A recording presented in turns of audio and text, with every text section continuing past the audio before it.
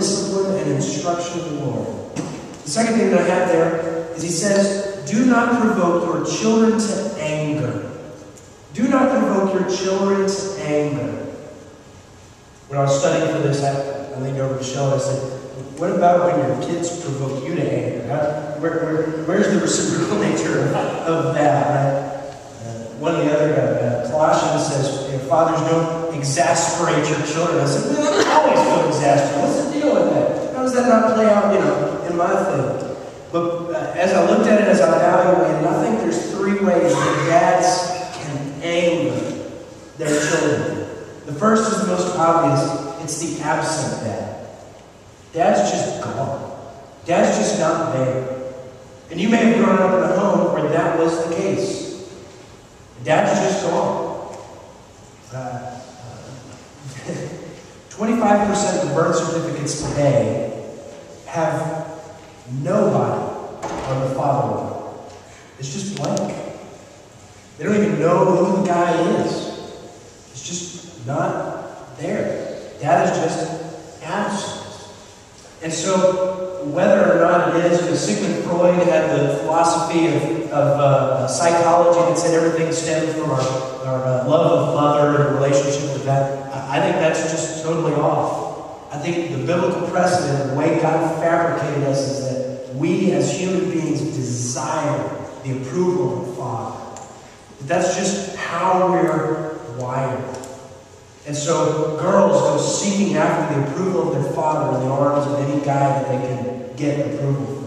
And men push themselves and strive themselves and are literally driven as hard as they possibly can so that they can get the approval of their father. And if the father is never there to give it, it becomes this deep psychological just anger that's there. Because dad wasn't there. Dad left. Secondly, the way that fathers can provoke anger is the whole other end of the scale, the overly critical dad.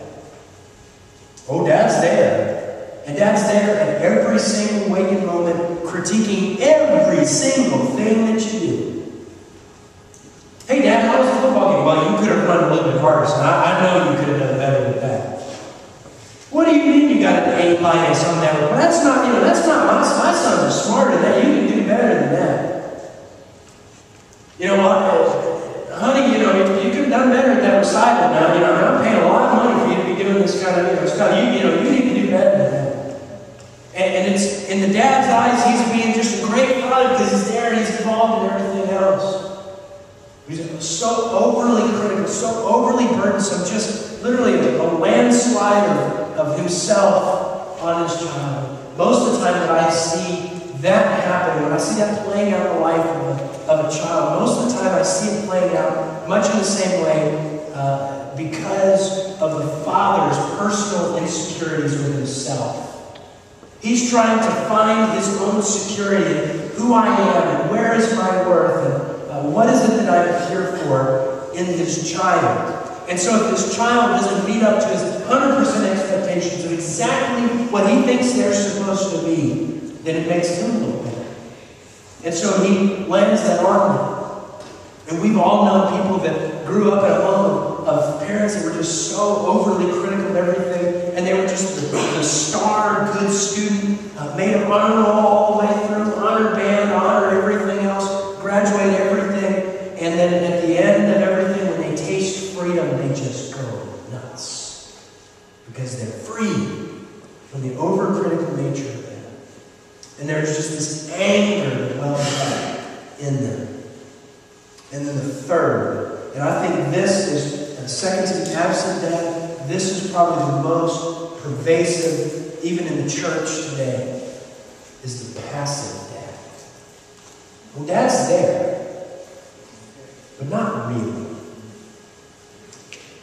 He is physically present there. He eats the food at the house.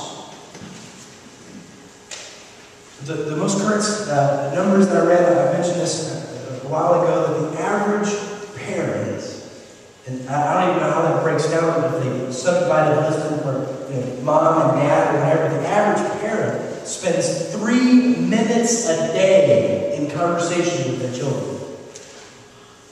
Now, I am sure, I'm 100% sure if I broke that out, probably the dad one would be way less than that. Dad's there, just not really. And so you have conversations like I've had over the years with young ladies and young men that basically I'm looking at their life and I'm going, man, you've got a great family, they're providing, great things, put you in a great school, you got a church that loves you. Why are you making just these stupid decisions? And that's really what they are. They're just dumb decisions. And their ultimate answer is, well, Dad really didn't care, what I did or who I dated or what I did, so I figured I probably shouldn't care about it either. If Dad didn't value it, Dad didn't say, yeah, I like this guy, or he's not good for you. Hey, yeah, you're doing a great job at school, or just nothing that was there. They're just absent. And so it produces in their soul just this anger that's there. Dads, we need to understand that the command that is laid out for us here is, fathers, do not provoke your children to anger. Now, this isn't meaning that you're supposed to ta-ta them their whole life so that they never get upset at you. There's plenty of times when I discipline my boys and they just upset at me because ain't nobody likes getting swatted from behind, right? Nobody likes that. And so they turn and I'll grab by the shirt and say, no, let me stop. And realize, oh, if I don't stop, I'm probably going to get another one, right? That's the correction of that. And then I grab them and say, I want you to obey because I want you to love God and because it's right.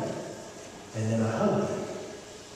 And every spanking, every discipline that happens in the house is followed up in love. We'll talk about that in a second. But there's the idea, guys, that we as fathers are to not provoke really this lifetime of rage in our children because of our effort and what we do in it. God's plan for fathers is that we be engaged in the family. That we be engaged in the family. We are not simply a pipeline of resources into the family. That's really American culture is kind of wrapping itself around that, really.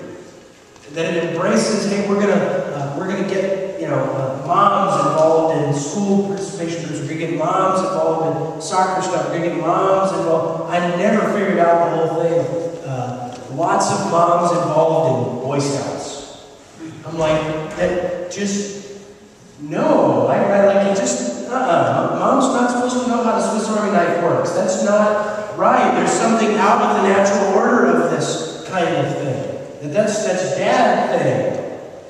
And so the world is literally pushing to try to bring moms in and they just say, hey, Dad, you just go to work. You just bring home the bacon. And God's plan for us fathers is not simply that we just be the ones who provide for our family. And guys, there's many Christian men that are going through their life with the mindset that my purpose is to provide for my family. Right? That's like a biblical thing. It says if a man does not provide for his family, he's worse than an unbeliever, right? Because unbelievers even provide for their families. So we as men go, I've got to provide for my family. But we get this thing in our mind that means that we're supposed to make enough money so that when they want to go on vacation, we get to go on vacation. When they want to buy the coolest, newest clothes, we've got the money to buy that. And when they want to get the newest video game that's out, we have the money to buy that. When it comes time for them to get a cell phone at age 6 or whatever it is that people are getting cell phones now, we can do that. When they turn 16, we buy a brand spanking new car, not a car with 70,000 miles on it like I got when I graduated from high school. Right? That's this mindset that's there because we think that it means to be a Christian man means that when it says provide for my family, that's what it means. That's not what it means. What it means is that we are to engage our family. We engage in the provision of food and house and clothing and those kinds of things. But that's just a small part of what we are supposed to be doing.